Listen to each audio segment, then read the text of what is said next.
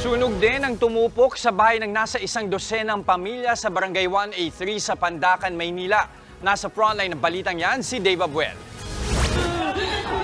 Napahagulgol na lang ang ilang residente ng Barangay 836 Pandacan, Maynila habang nakikita ang nasusunog nilang bahay pasado alauna ng madaling araw. Sa laki ng apoy ay nagliwanag ang paligid habang tinutupok ang mga magkakatabing bahay. Agad na rumisponde ang mga bumbero para apolahin ang apoy. Ayon sa BFP, bahagya silang nahirapan dahil sa makikitid na daan at mabilis na pagkalat ng apoy sa mga bahay na gawa sa light materials. Hindi naman naging isyu ang supply ng tubig dahil may mga fire hydrant naman daw na malapit sa lugar. Tumagal ng halos 1 oras bago tuluyang naapula ang apoy.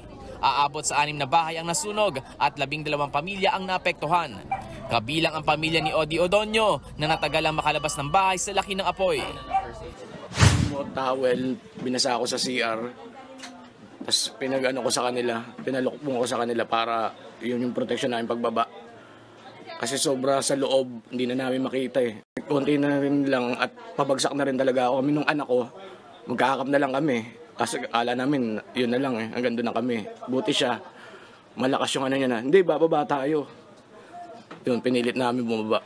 Nagtamo ng paso sa braso ang kanyang asawa. Bukod pa riyan, may 2 ring naitalang sugatan ang mga rumisponding bumbero.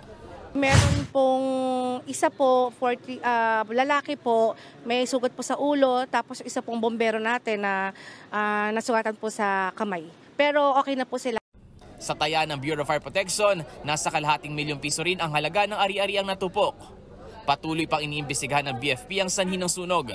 May panawagan naman ng BFP sa mga residente para sa mas mabilis nilang pagresponde tuwing may sunog. Obserbahan po namin yung mga kababayan po natin, mag-video po muna. Instead po na tumawag po sa mga bombero, nag-video po muna. So mas maganda po, tawagan niyo muna kami.